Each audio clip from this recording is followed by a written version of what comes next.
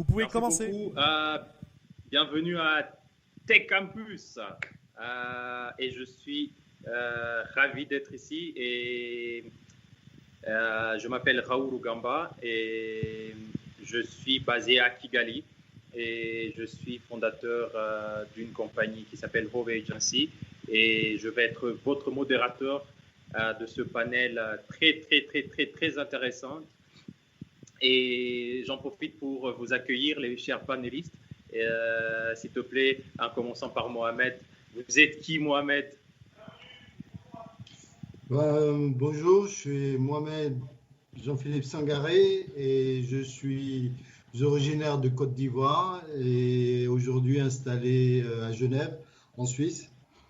Et depuis 5 ans, après avoir passé une vingtaine d'années dans l'informatique classique, je suis aujourd'hui dans le domaine de la réalité virtuelle et augmentée. Donc, j'ai créé en Suisse une association qui est plutôt un réseau professionnel de chercheurs, de techniciens et tout ça dans le domaine de la réalité virtuelle et augmentée et qui a pour but de favoriser l'avènement d'un écosystème en Suisse. Et puis aujourd'hui, je me tourne de plus en plus vers l'Afrique. Voilà. Et on est avec un autre panéliste qui va aussi se présenter. S'il te plaît, Nizar. Très bien. Donc, bonjour, merci pour l'invitation. Je suis Nizar Jalal-Adnani, je suis docteur en marketing et je suis enseignant à l'université d'Oran en Algérie. Donc actuellement, je suis basé en Algérie et je suis de formation, je suis académicien, mais je suis passionné de technologie depuis toujours. Donc je joins un petit peu les deux rôles de l'expert et de l'académicien. Je travaille énormément sur les médias émergents. Entre autres, on retrouve la 3D mapping, l'holographie, VR, AR. Et là, actuellement, depuis 2 ans, je suis cofondateur d'une entreprise qui est basée à Bucarest, en Roumanie. On pourra peut-être pourquoi à Roumanie et qu'est-ce qu'on peut tirer comme expérience sur ça pour s'en inspirer pour l'Afrique.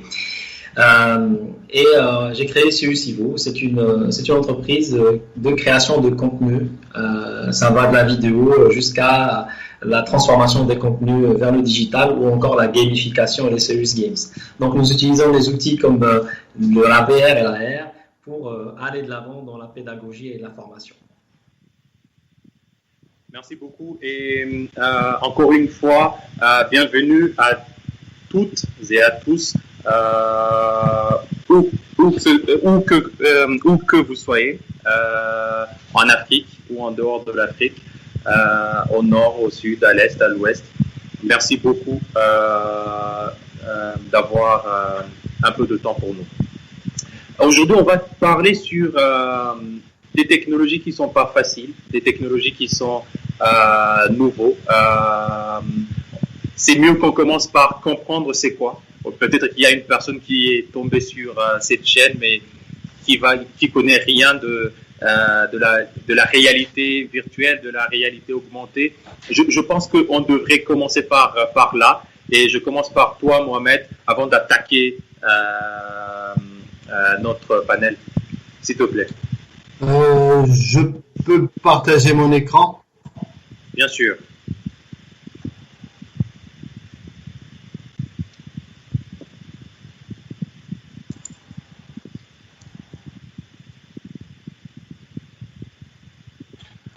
Voilà.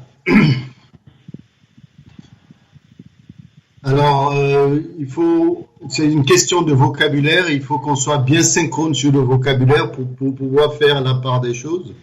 Sinon, après, on ne sait pas de quoi on parle, on mélange tout et c'est pas très informatif. Ce qui nous réunit aujourd'hui, c'est la réalité de la réalité virtuelle, mais elle a une cousine qui est la réalité augmentée. Et elle a une autre cousine qui est la réalité mixte. Alors, c'est quoi la différence entre tout ça? Tout ça, ça rentre dans un paquet qu'on va appeler la réalité étendue. D'abord, je vais expliquer ce que c'est que la réalité virtuelle qui a attiré certains auditeurs. La réalité virtuelle, c'est une technologie qui permet de plonger les utilisateurs dans un environnement numérique complètement artificiel et qui les enveloppe. On va utiliser ce qu'on appelle des lunettes de réalité virtuelle. J'en montre une comme ça ici, j'espère qu'elle est assez visible, et qui, une fois posée sur les yeux, permet de sortir de la réalité normale, disons, vers un autre monde. Et à ce moment-là, on ne voit rien de tout ce qui est autour, on ne voit que ce qu'on a devant les yeux, et on peut regarder en haut, en bas, à gauche, à droite et en profondeur. Donc, à la différence d'un écran 2D, un écran d'ordinateur, la réalité virtuelle nous plonge dans un autre environnement où on est complètement immergé. On parle d'immersion. La réalité augmentée, je suis sûr que beaucoup l'ont pratiqué sans connaître le terme. Ce sont les filtres Snapchat, par exemple, où vous allez mettre une petite barbe quand vous lancez votre appareil photo, ou bien vous allez voir quelque chose en surimpression derrière un appareil comme un téléphone, une tablette ou un appareil photo. La réalité mixte, c'est un peu une combinaison des deux. Pour y accéder, on a besoin aujourd'hui d'appareils comme celui que je montre là, qu'on va appeler un Magic Leap, qui permet d'incruster dans le monde réel des objets virtuels. Donc, il y a 3 types de technologies qui vont ensemble. Quand on parle de réalité virtuelle, il ne faut pas s'arrêter juste à la réalité virtuelle, il faut aussi penser à la réalité augmentée. Je vous ai parlé des Snapchat, mais il y a aussi des Pokémon Go, pour ceux qui ont joué. La réalité mixte, qui permet d'incruster des objets dedans. Et tout ça, ces 3 réalités virtuelles, augmentées et mixtes, on les met dans un chapeau qu'on appelle la réalité étendue, ou XR. Donc, il ne faut pas vous embrouiller. Il y a la VR, l'AR, le MR, et tout ça, à force de dire ces trois sigles les uns après les autres, on a fini par trouver un terme chapeau qui s'appelle le XR, le Extended Reality. Donc, on n'aura pas le temps de tout développer là, mais il est très important, et pour la suite aussi, pour l'Afrique et puis pour les étudiants aujourd'hui en formation, d'avoir ça en tête, parce que derrière, j'annoncerai d'autres choses. J'espère que c'est clair pour tout le monde. Merci Mohamed. Et Nizar, j'arrête le partage. Nizar, est-ce que tu peux intervenir? Oui. Très bien. Donc en fait, moi généralement comment j'explique la puissance du VR, c'est en comparant un petit peu avec un rêve.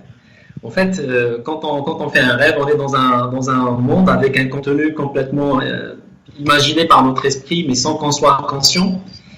Et on est complètement immergé dans un monde où on contrôle pas forcément tout, parce que des fois il nous arrive des histoires bizarres dans des rêves, et on se dit au matin, au réveil, on se dit ouais, mais je me suis fait telle chose, ou j'ai mal réagi. On se réveille avec une sensation émotionnelle qui est peut-être plus ou moins, peut-être on est content, on a fait un beau rêve et on n'a pas envie de se réveiller, ou on a fait un cauchemar et on a hâte de se réveiller. Donc cet apprentissage-là, on a appris quelque chose, même si ça ne nous sert à rien et c'était dans un monde virtuel. La technologie actuelle, surtout orientée VR, elle nous permet justement de construire des environnements immersifs dans lesquels on peut apprendre quelque chose, mais tout en étant conscient, et on décide nous-mêmes de ce qui se passe à l'intérieur. Donc ça, c'est une autre approche qui parle des sciences cognitives et ce qu'on peut apprendre à travers justement la VR principalement. Et donc on a une panoplie d'univers qu'on doit créer ou développer à travers des utilisateurs. Donc voilà, en gros, comment des fois j'essaie de simplifier la vision du VR, même si on n'a pas les outils devant nous.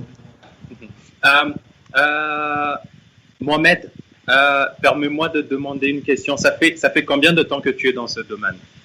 De la réalité virtuelle, ça fait bientôt 5 ans. Ça fait bientôt 5 ans. Quand tu commençais ce domaine, quand tu commençais ce rêve, c'était comment dans ce moment-là, avant qu'on arrive où on est maintenant et où on veut être demain? Écoute, c'est une très bonne question. Généralement, on parle de l'effet wow. Ça veut dire que quand vous essayez, quelqu'un qui a jamais testé un casque de réalité virtuelle, pour la première fois, quand on lui met ça sur le visage, il va crier forcément, il va dire wow, parce que il y a forcément, c'est tellement différent de ce qu'on connaît comme expérience avec les matériels, les équipements électroniques qu'on a, le téléphone et tout ça, que forcément on a un choc émotionnel.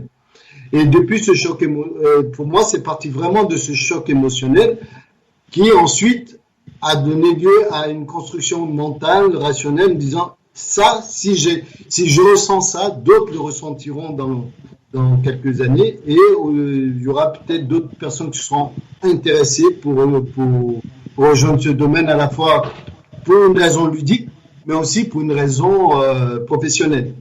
C'est un peu comme les débuts d'Internet. En 93-94, il n'y avait pas de PC dans tous les foyers, mais l'Internet commençait.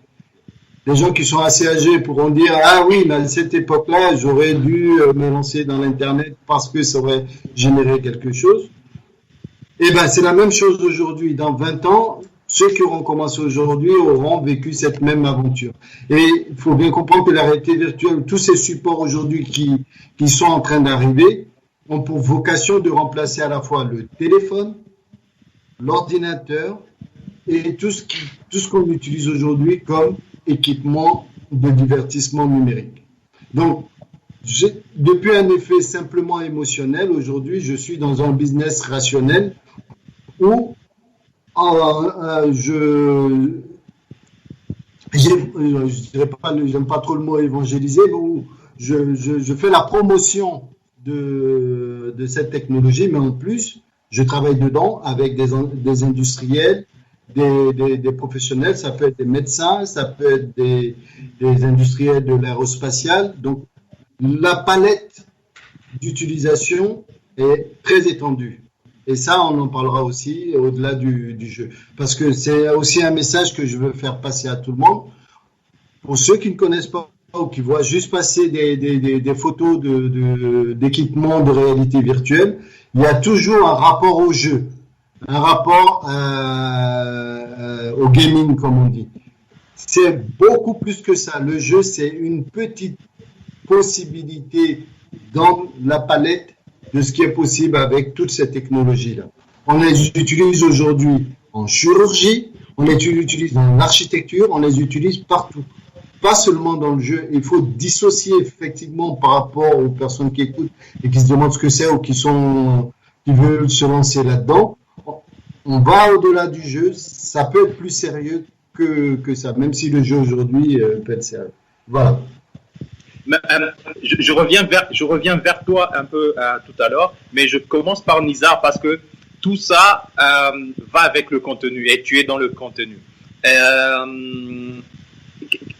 Qu'est-ce que tu dirais de cette technologie par rapport au contenu et où on est? Tu peux parler d'une façon globale, mais aussi d'une façon de notre continent en soi. Où on en est et où on était hier et où on en est aujourd'hui. Très bien. Donc, c'est une excellente question. Dans la mesure où les outils, on les a, et même les plus grands industriels avancent bien dans l'outillage, on va dire, dans la question de la VR, de la portabilité. Par exemple, il y a quelques temps, moi, j'ai commencé, par exemple, avec un cardboard comme ça, très simple pour comprendre le mécanisme qu'il fallait avoir pour créer. Ça, c'est du carton, hein, c'est du carton. Mais qu'on peut utiliser justement avec des lunettes et tout pour créer son propre outillage. Donc ça peut être aussi simple que ça, mais actuellement j'ai réussi à avoir finalement un outillage comme ça, c'est un Oculus Quest Donc c'est le dernier de sa génération. Il est autonome, donc on n'a pas besoin de le brancher à un ordinateur ni rien du tout. Je ne sais pas si ça se voit ou pas, mais en tout cas, oui. Donc voilà, c'est un outil qui existe et qui a besoin justement de contenu et les outillages, comme je disais, ça existe. Et là, on est devant une problématique de oui, c'est joli, c'est bien beau, l'avenir, on le voit, mais qu'est-ce qu'on va en faire après? Et là, vraiment, comme dirait Mohamed, la panoplie de ce qu'on peut faire avec ça est énorme. Énorme.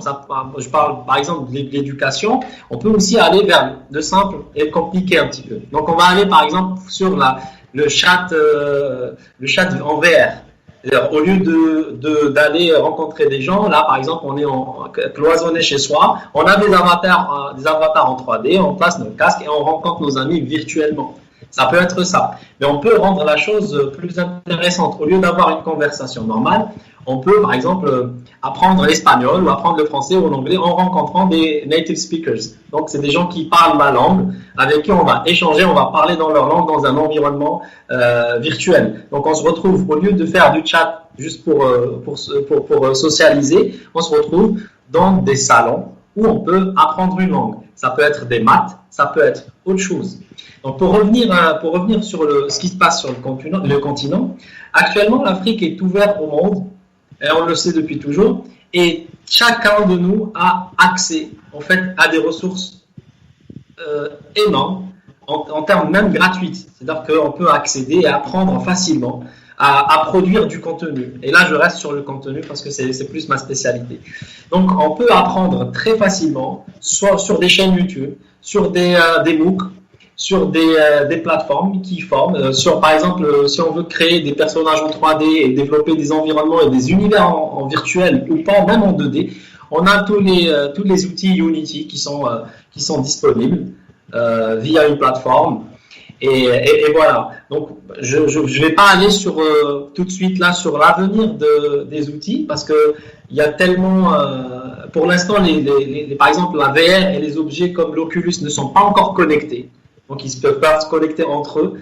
Mais si on imagine avec de la 5G et de la connexion et que si ça devient des objets intelligents, on va dire, on va aller sur une autre catégorie de comportement qui va aider en temps réel, par exemple, les handicapés dans les rues. Ça va communiquer avec des voitures autonomes. On va essayer de pouvoir visualiser son enfant qui commence à conduire la première fois à travers son casque virtuel, contrôler sa voiture de loin. Donc on peut aller vraiment très loin dans les contenus. Mais pour l'instant, il faut se focaliser sur l'éducation et apprendre. Et c'est ce que je pense moi-même. Je veux revenir sur toi par rapport au contenu, mais juste pour comprendre un peu comment ça marche, c'est que ça demande, Mohamed, tout ce matériau, tous ces outils sont des outils super chers. Oui. Et compte tenu de notre continent qui est à 75% qui comprend que la jeunesse, qu'est-ce que tu proposerais comme solution, ou bien il y a des alternatives pour ça, un truc qui est abordable au grand public? Voilà, il y a deux choses. Il y a une, ça coûte rien du tout aujourd'hui. Quand je dis ça coûte rien, ça coûte juste le téléphone. Tout le monde a un téléphone aujourd'hui. Si vous avez un iPhone, vous avez un téléphone Android, vous pouvez installer des outils de réalité augmentée. Il y a des applications de réalité augmentée qui sont accessibles depuis votre téléphone. Vous cherchez réalité augmentée dans un desktop, vous allez en trouver. Quand je vous dis Snapchat, ceux qui en font sont en train d'en faire, sont en train de faire de la réalité augmentée. Donc, ça, c'est accessible et c'est important parce que pour des développeurs, des graphistes, parce que toi, Raoul, tu es très actif dans le domaine de la 3D, Unity, Unreal et tout ça, il est important de faire comprendre que au-delà de la réalité virtuelle qui demande un équipement spécial, La réalité augmentée, ça peut faire travailler déjà des développeurs dans le marketing en Afrique. Déjà, tout de suite, maintenant. Il faut pas beaucoup. Ils savent faire Unreal, ils savent faire Unity. Ils peuvent déjà produire du contenu de réalité augmentée. Il n'y a pas besoin d'une très très grande formation. Et une formation d'une semaine, un mois, c'est suffisant pour que des développeurs 3D ou choses peuvent le faire. Il faut le mettre dans le carton. Et donc, quand je disais ça coûte rien, ça veut dire que ce n'est pas un équipement supplémentaire. D'accord? Par contre, pour la réalité virtuelle, on peut commencer très bas, comme a montré Nizar tout à l'heure, avec le cardboard. Un carton, 2 lentilles sont suffisants pour... après, vous mettez votre téléphone là-dedans. Vous pouvez avoir accès à une expérience de réalité virtuelle. Donc, on peut commencer très bas, de 0 francs à 10 francs. Le carton, il coûte 10 $, donc ça dépend du pays où on est, mais en CFA, ça va faire 650, ce qui n'est pas mal déjà, mais au moins, c'est accessible. Avec ça, c'est suffisant, on peut déjà comprendre. Avec ça, c'est suffisant, on peut déjà apprendre. Avec ça, on peut tout de suite vivre l'expérience. Les enseignants, les formateurs et tout ça peuvent dès maintenant accéder ou faire accéder leurs étudiants ou leurs élèves à ces expériences. Il n'y a pas besoin de beaucoup. Et ce qui est important, il y a aussi une chose que je veux faire passer, un message que je veux faire passer, c'est que il y a beaucoup de technologies qui demandent des infrastructures compliquées. L'Afrique, qui est en train de tourner, d'évoluer, de se développer, n'a pas à repartir sur des industries qui sont déjà passées. Aujourd'hui, ces technologies dont on parle, qui ont l'air d'être futuristes, qui ont l'air de demander des choses, des investissements monstrueux, c'est pas vrai.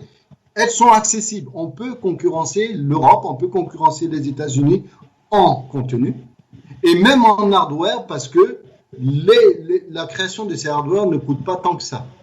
Donc, l'accès technologique est possible. Dès maintenant, tout de suite, ceux qui vont faire, et il y a de plus en plus des solutions en ligne qui permettent gratuitement de créer des applications, de créer des expériences. Donc voilà, ça c'est mon message. Il ne faut pas penser. Alors après, quand on va monter dans du plus haut de gamme, quand on a besoin de plus de résolution, là, il va falloir sortir 1200, 1300 $ ou voire 3000 pour certains équipements. Merci beaucoup, Mohamed, parce que tu m'as pris la question que je voulais demander à Nizar. Tu es dans la communication, tu es dans le marketing et dans le contenu, dans le développement du contenu. Et ces derniers 2-3 ans et les prochaines 3, 5, 10 ans, les données seront l'or, seront le pétrole, comme on dit, de demain. Et le contenu n'est pas ce qui nous manque sur le continent, comme Mohamed le précisait. La jeunesse est super active et tout ça. Maintenant, qu'est-ce que tu penses est l'obstacle par rapport au reste du continent quand il s'agit de développer du contenu avec des outils, avec la technologie pareille? Qu'est-ce qui nous bloque? Qu'est-ce qu'on peut faire pour débloquer cela? Qu'est-ce que tu peux en dire par rapport à ça? Très bien. Bon, à mon sens, et je parle peut-être un petit peu plus sur mon expérience en Algérie et en Afrique du Nord, c'est de dire que à un moment donné, il faut sauter le pas.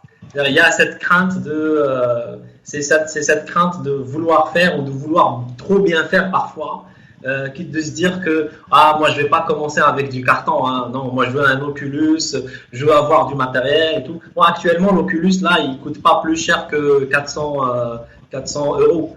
Donc par rapport aux anciennes générations qui étaient à 2000 €, ça commence on va dire à devenir accessible.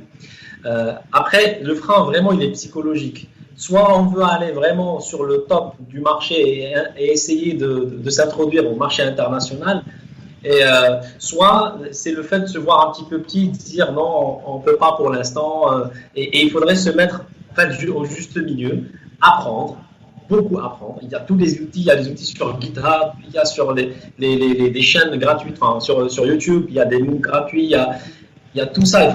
Il faut s'instruire et aller vers ce qui est propre à l'Afrique, c'est la frugalité. Mettre le minimum pour réussir à faire un résultat et puis s'ouvrir à l'international. Et surtout, il faut finir par s'ouvrir à l'international parce qu'on le sait très bien, on a l'impression d'être cloisonné, mais quand ça explose, ça jaillit très loin. Donc, voilà. Oui, justement, oser, pardon Raoul, juste le mot oser m'a plu parce qu'il faut oser dans le sens où il faut savoir qu'il y a beaucoup de productions 3D qui sont utilisées dans des expériences de réalité augmentée qui sont faites en Afrique, notamment en Afrique du Nord. En Tunisie, par exemple, il y a beaucoup de petites startups qui travaillent pour des industries françaises, pour des sociétés françaises qui leur font le programme à la maison et c'est rebrandé français après. Il y a des sociétés aujourd'hui qui osent et qui réussissent, par exemple en Tunisie, qui réussissent à produire leurs propres applications pour les mettre sur le marché. Et de la même façon, il faut voir ça comme l'Internet. Tout dépend de ce qu'on apporte. Qu'est-ce qu'on veut donner comme expérience aux gens. Et oser le faire, c'est vraiment important. Parce que nul n'a la science aujourd'hui. Je vais expliquer juste, après je laisse la parole. Produire un contenu en réalité virtuelle, c'est très complexe aujourd'hui. Il n'y a aucune science. On est en train de la construire. Donc, l'Afrique peut participer. Les chercheurs africains, dès maintenant, peuvent participer à la création de ce contenu mondial parce qu'on ne sait pas vraiment comment on gère une sphère quand on raconte une histoire. Quand on a une caméra, on a un point de vue directionnel, on y va, on dit voilà, voici ce qu'on veut montrer sur un écran 2D. Mais quand on a une caméra 360 et qu'on voit tout ce qui se passe autour, à gauche, à droite, au milieu, en haut, en bas, on va dire ce qu'a dit Spielberg, il a dit ça va tuer le cinéma. Parce qu'on ne sait pas faire aujourd'hui. Qui sait raconter une histoire en 360? Donc, l'Afrique a quelque chose à apporter au monde en termes de contenu, en termes de savoir-faire. La réalité augmentée, c'est pareil. Pourquoi on peut, dès maintenant, pourquoi on n'encourage pas des jeunes à aller sur Facebook, à développer des filtres Facebook, des filtres Instagram? Tout ça, c'est cette même technologie dont on parle là maintenant. C'est pas le futur, c'est maintenant. C'est pour ça qu'il est important d'expliquer aux décideurs, aux enseignants, aux étudiants et à tout le monde que c'est une technologie qui est très importante. Elle va avoir un impact certain, un peu comme l'Internet, sur le monde entier. Et c'est maintenant qu'il faut se lancer. Il ne faut pas attendre dans 20 ans pour dire quand tout le monde aura fini et qu'on sera en train encore d'acheter des technologies sur lesquelles on aurait pu intervenir. Voilà ce que je voulais dire. Oser. Merci beaucoup, Mohamed. Tu viens de toucher sur un point que je voulais lancer. Et merci à Nizar parce que Nizar, tu es professeur aussi. Et je vais le dire par expérience parce qu'on vient de finir même aujourd'hui une formation de 3D et tu vois que les jeunes africains, on avait 6 pays qui participaient et tu voyais que les jeunes, ils ont soif de la connaissance, ils ont soif d'exprimer leur rêve, de créer et tout ça. Nizar, tu apprends ça où? Aujourd'hui, le matin, si je me réveille, quelles seraient 2-3 astuces que tu peux donner à un jeune qui se réveille aujourd'hui le matin, qui veut se lancer, parce qu'il a compris cette discussion, il veut se lancer dans le VR et ce monde qui va avec. Je vais où si je suis un jeune qui... Très bien.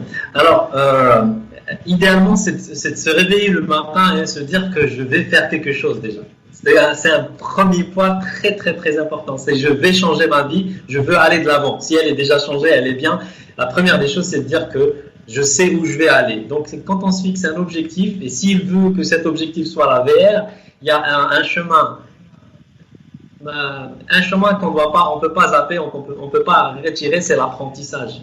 Il faut apprendre, et pour pouvoir commencer à savoir utiliser ses pieds pour marcher, il faudrait avancer. Mohamed va aussi nous aider à épauler là-dessus. Tu vas où pour apprendre? Ça serait quelle astuce que tu peux donner? 2-3 sites où tu peux aller apprendre, que ce soit gratuit ou bien que ce soit un truc moins cher. Tu vas où? Ben déjà, tu vas sur le store de ton téléphone mobile parce qu'il y a beaucoup qui ont un téléphone mobile mais pas de PC. Sur le store, il y a déjà des applications aujourd'hui qui permettent de créer des petites applications de réalité augmentée. Je parlais de Facebook, ils sont tous, les jeunes, la plupart du temps, sont souvent sur Facebook. Facebook a déjà un environnement de développement gratuit qui s'appelle Spark, que tout le monde peut installer et l'utiliser. Vous allez sur Amazon, il y a Amazon Sumerian. J'enverrai des liens après pour ceux qui sont intéressés sur le site de mon association qui est la SSVAR. On mettra les informations en ligne plus tard. Ou pour quelqu'un qui veut commencer, il aura les outils pour développer. Il y a des outils qui même de plus en plus s'adressent à des gens qui ne font même pas de code. Il n'y a pas de développement à faire. Vous pouvez créer votre scénario sans développer. D'accord? Et on parlait de contenu et je parlais de vraiment cette idée de la participation de l'Afrique au patrimoine mondial en termes de contenu. Aujourd'hui, il y a des sites qui peuvent disparaître à cause du réchauffement climatique. Il y a des sites qui peuvent être submergés par la mer parce que le niveau des choses monte. On peut aller aujourd'hui capturer en 360 ou faire de la photogrammétrie sur place pour capturer ces éléments à Tombouctou, à Grand-Bassam ou dans différents endroits et les mettre dans le cloud parce qu'il y a un cloud qui est en train d'être construit qui est un cloud mondial, c'est le cloud XR. Et là-dedans, qu'est-ce qu'on va trouver? On va trouver des artefacts. Des artefacts, ça va être la bibliothèque de Rome, ça va être celle de Carthage ou Kérouan, ou ce genre de choses, ou le monument ou la basilique de Yamoussoukro. Dès maintenant, il y a beaucoup de choses qu'on peut faire. C'est pas seulement le coding qui est important dans cette histoire. Ce qu'il faut comprendre, c'est le changement de paradigme. C'est une technologie qui vient, qui prend votre PC, qui le met de côté, qui vous met soit des lunettes, parce qu'aujourd'hui c'est gros, c'est des choses, mais demain ça sera seulement des lunettes, et qui vous amène dans un autre monde. Donc dès maintenant, il faut participer à la fois dans le coding, et ça c'est une famille particulière de jeunes ou de choses, mais aussi dans la production de contenu, et là je suis en phase avec Nisa, parce que sans contenu, le matériel il sert à rien. Et comme on participe au contenu, on participe simplement en réfléchissant, en étant accompagné. Qu'est-ce que je vais capturer? Qu'est-ce que je vais mettre dans le patrimoine de mon pays? Donc, pour apprendre, c'est pas compliqué. Il y a des outils simples, pas chers. Il y a deux types d'outils. Il y a des outils qui s'adressent à des professionnels du développement. Et il y a des outils qui s'adressent à des personnes qui ne sont pas du développement et qui, elles, peuvent raconter des histoires, la narration. D'accord? C'est pour ça que, après notre discussion, il faudra passer sur notre site. On vous mettra des liens et des choses pour le faire. Super, merci beaucoup. Juste pour rappeler au grand public qu'ils peuvent poser leurs questions et on va communiquer à nos panélistes. Donc, envoyez vos questions et on serait content d'y répondre. Non, oui. Tu as une question, je passe à l'idée que j'avais. Allez, vas-y. En fait, je voulais partager aussi avec les téléspectateurs une expérience très intéressante que j'ai vécue au CES Las Vegas avec notre partenaire Consulting Time. Et en fait, c'est l'évolution. Enfin, moi, je le vois comme du marketing sensoriel. C'est-à-dire comment la VR est un outil. Enfin, ça va nous permettre de stimuler la visualisation. Mais je vais essayer de partager mon écran. Et pour un petit peu vous montrer l'évolution possible en fait associée à d'autres outils sensoriels. Par exemple, là, on a des gloves, haptic gloves, c'est des gants qui réagissent en fait à l'image qui est en face d'eux. Et on peut par exemple palper un cœur, sentir sur un personnage en 3D, par exemple, on va dire un malade, la réaction qu'il a, la température qu'il a. Et là, on est sur, je ne sais pas si vous arrivez à voir, là, le personnage est en train de prendre, on voit le cœur en 3D et on peut palper, le sentir. On peut par exemple apprendre à jouer du piano sans piano en sentant les touches avec des gants pareils. Donc, on est sur du sensoriel. On va aller bientôt sur de l'olfactif, c'est-à-dire on va sentir les odeurs des endroits. Donc imaginez promouvoir les beaux endroits de l'Afrique en utilisant toutes ces technologies et faire goûter un petit peu les saveurs de l'Afrique de loin. En fait, vous pouvez avoir une panoplie d'outils qui vont permettre aux gens d'avoir un aperçu ou un avant-goût de ce qui les attend dans d'une expérience réelle. Donc c'était juste, je voulais partager avec ça et j'arrête le partage tout de suite. Merci Nizar, et ça nous amène à notre deuxième partie de notre panel qui est le côté économie de la chose. Est-ce que tu peux créer de la richesse avec ça? Est-ce que tu peux créer de l'emploi avec ça? Pour commencer, Mohamed. Écoute, si on prend, il y a des chiffres qui sortent tout le temps.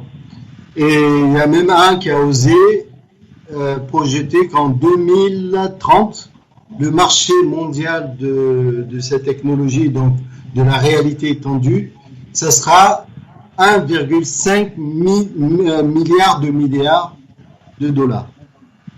Donc 1,5 trillion de dollars.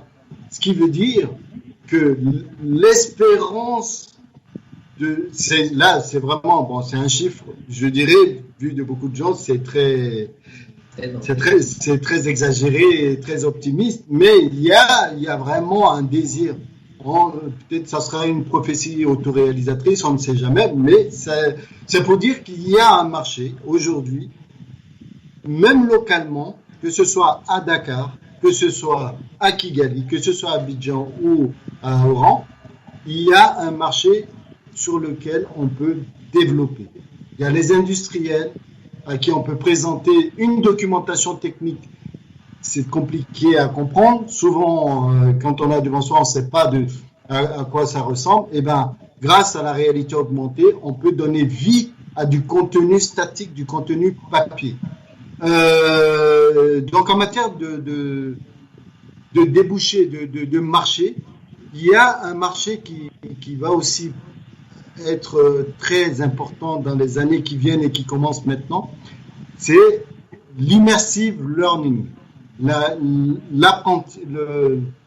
l'apprentissage dans la réalité virtuelle. C'est très important parce que ça permet d'apprendre beaucoup plus vite qu'avec deux écrans 2D.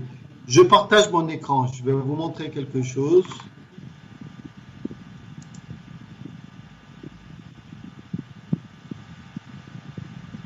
Vous le voyez? Oui.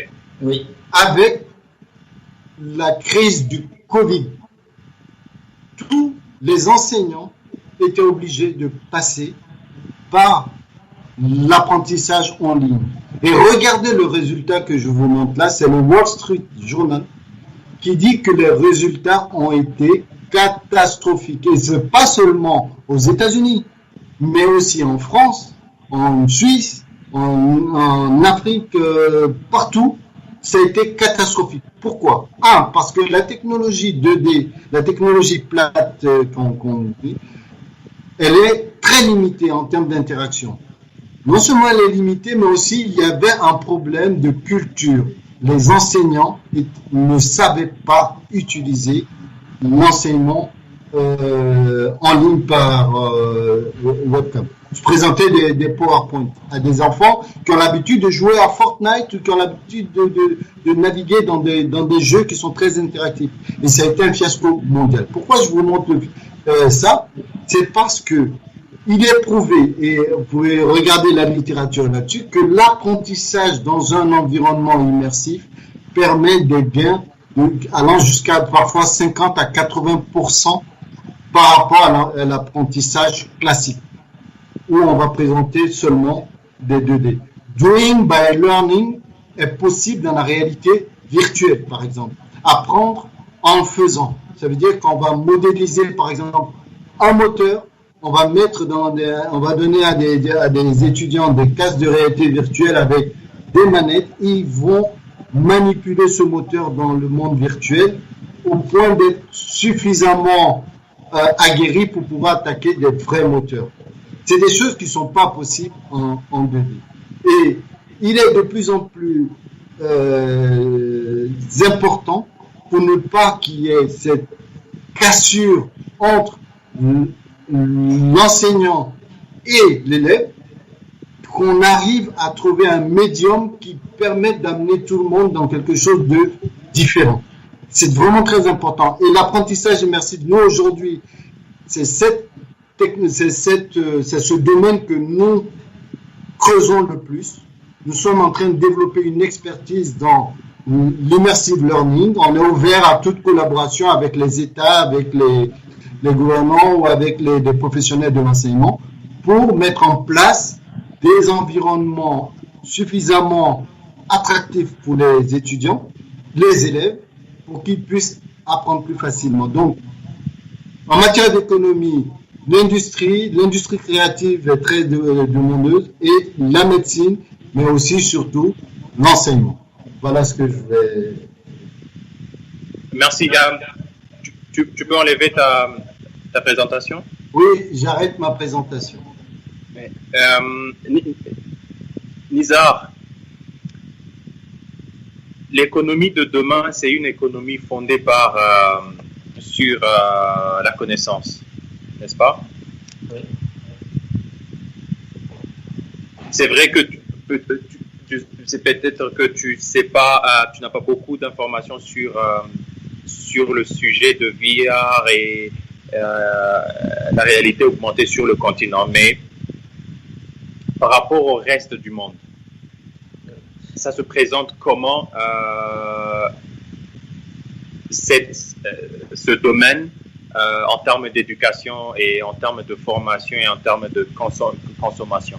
Très bien. Donc, en termes économiques, pour rejoindre Mohamed, c'est aberrant de voir l'écart qu'il y a eu, par exemple, par rapport à l'éducation. Et l'éducation, c'est une des niches qui peuvent être vraiment très importantes pour l'économie en général. Bon, je reviens sur l'Afrique et les compétences africaines. Et en même temps, la possibilité d'être très compétitif en termes de main-d'œuvre et de culture aussi, et d'un point de vue de storytelling, comme a dit tout à l'heure Mohamed, c'est l'ouverture culturelle que nous avons et la richesse culturelle que nous avons, et qui est en Europe, on va dire, exotique. Elle est propre à nous, on la connaît. On sait la promouvoir, on connaît la possibilité qu'elle offre. Et donc, tout ça pour dire que notre façon de faire, et je reparle de la frugalité, la culture frugale économique, fera en sorte qu'on est très compétitif par rapport à des développeurs qui se trouvent en Europe. Donc ça, c'est clair, je pense que tout le monde le connaît, sauf qu'on n'est plus, puisque le savoir se démocratise, on n'est plus obligé d'aller ailleurs pour produire ce qu'on peut produire chez soi. Donc ça, c'est un élément très très important. On peut collaborer éventuellement, bien sûr, avec l'Europe, avec les États-Unis, avec l'Amérique latine, mais tout en restant chez soi et bénéficier d'une compétitivité accrue. Parce que si on va en Europe, on a des compétences si toutes les compétences africaines vont en Europe, il n'y aura plus de compétitivité. Ils seront considérés comme Européens et ils vont travailler pour l'Europe. Et donc là, le continent devient à deux fois perdant. Donc là, c'est de point de vue macroéconomique. Pour revenir sur la problématique de l'éducation, il est clair que même moi je suis enseignant et j'ai eu des difficultés parce que le fait d'être cloisonné chez nous, généralement, ça a retiré beaucoup de super pouvoirs, entre parenthèses, à l'enseignant. Celui de surveiller ses étudiants et de ses élèves, il ne sait plus ce qu'ils sont en train de faire. Donc, on n'a plus de vision, on ne sait pas comment les contrôler, on ne sait pas si c'est eux qui font le travail ou pas. Alors qu'à travers des sessions de travail en réalité augmentée ou virtuelle, on peut vraiment garder, on va dire, plus ou moins le contrôle. Alors que, bon, moi, je ne suis pas forcément dans l'esprit du prof très sévère, très strict et tout. Donc, voilà. Mais on peut apporter, ne serait-ce qu'un petit peu de ludification, de gamification aux outils qu'on devrait créer dorénavant pour éviter ce type de rupture subite entre le prof et l'étudiant, ou l'étudiant et l'université, et ainsi de suite. Donc, je suis parfaitement d'accord avec Mohamed. Il n'y a pas de débat sur ça. L'économie, elle est en train d'avancer. Il y a beaucoup d'argent qui peuvent être partagés, on va dire, sur le continent à travers ce type de technologie. Donc là, on est en train d'aller vers la fin de ce panel. Mais juste pour finir, j'aimerais, en tant que des experts sur ce domaine, côté contenu et côté technologique, quel serait votre conseil et astuces à donner, que ce soit sur les décideurs qui nous suivent, que ce soit à l'audience, aux jeunes Africains qui nous suivent. 2 mots pour Mohamed, 2 mots pour Nizar avant qu'on finisse le panel. Nizar, oui, moi je reste sur le mot oser. C'est l'audace. Il faut que tout le monde ose en Afrique pour qu'on puisse avancer ensemble. C'est le terme qu'il faut utiliser, c'est risqué, on va dire à un moment donné. Mais il faut faire confiance et oser, et se faire confiance, oser ensemble, donner la chance à tout le monde d'évoluer dans une vision stratégique et globale sur le long terme. Il faut penser stratégique sur plusieurs années et ne pas s'attendre à créer et développer des outils demain. C'est pas possible. Il faudrait qu'on apprenne petit à petit. Mais sur 2 ans, je pense qu'on pourrait aller vraiment loin. On pourrait être très compétitif à l'échelle mondiale. Voilà. Vas-y, Mohamed. Tout à fait. Je pense qu'il est temps. Et à Dakar, par exemple, il y a eu une signature entre Unity et les autorités de Dakar. Unity, qui est l'un des plus grands développeurs de solutions dans la réalité virtuelle. Ils ont pour un centre d'excellence. Et ce genre de choses, c'est possible partout. Donc, faut pas attendre que tout le monde ait fini de faire quelque chose pour commencer. On peut le faire maintenant. Pareil pour l'enseignement immersif. Aujourd'hui, je vous ai montré le titre de l'article du Wall Street Journal. Je vais partager mon écran juste pour vous montrer quelque chose, parce que parler d'enseignement immersif, ça peut être un peu flou pour les gens, ils comprennent pas trop bien. Donc, je vais partager l'écran de sorte que les gens puissent se faire une idée de ce que ça peut représenter. Donc, l'enseignement immersif, ça peut donner ça. Je suis le prof. On me reconnaît bien là. La classe est là. L'élève est assis là et il assiste à quelque chose qui se passe devant lui ici. Vous voyez? Donc, je vous donne l'exemple d'une classe simple, classique, mais on pourrait être sur Mars, on pourrait être sur Vénus, on pourrait être dans des cases à Kigali ou n'importe où. Mais l'environnement, c'est important, c'est très important pour faire passer le message. En tant qu'enseignant, je veux pas passer juste un message, mais une expérience. Quelque chose qui permette aux élèves ou aux étudiants de repartir avec plein d'étoiles dans la tête. Et la réalité virtuelle aujourd'hui permet ça. Donc, l'enseignement immersif, c'est par rapport à aujourd'hui, si on doit faire un choix, j'arrête le partage. Si on doit faire un choix d'orientation pour les mois à venir, je dis pas pour les années, pour les mois à venir, c'est l'enseignement immersif. Il faut que l'Afrique ou les décideurs mettent des moyens à développer l'enseignement immersif. Pourquoi? Ça va te faire travailler toi, Raoul, moi aussi peut-être, Nisa aussi, et plusieurs personnes, parce que c'est transverse et parce que c'est là qu'on va voir la valeur ajoutée et en même temps, ça nous permettra, on gagne entre 12 et 50% de gain de connaissances et dans la rapidité et tout ça. Donc, investir là-dedans, c'est vraiment le meilleur moyen aujourd'hui. Les éducations nationales, s'il y a des ministres qui écoutent, des formateurs dans des écoles industrielles ou dans des entreprises, c'est dans la formation immersive. Voilà.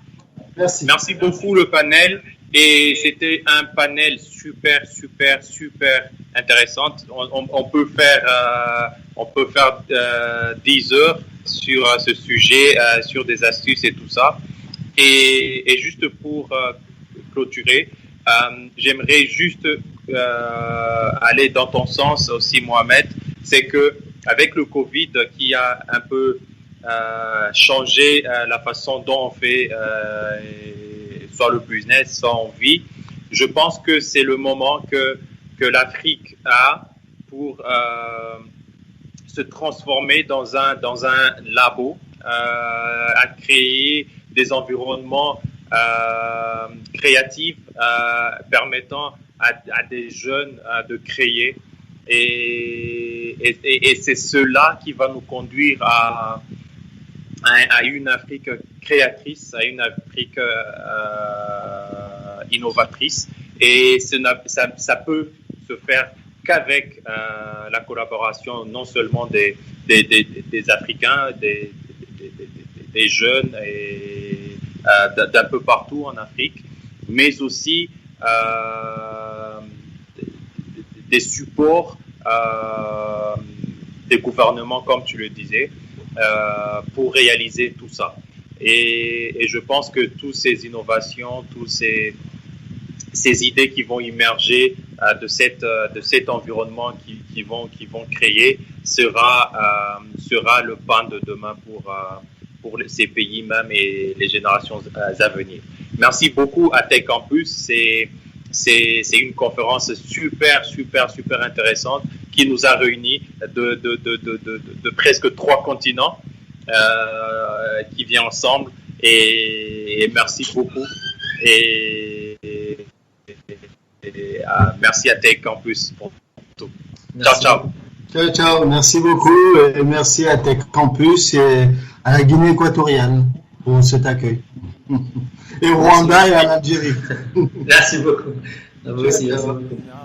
I could dance like Michael Jackson. I could give you satisfaction.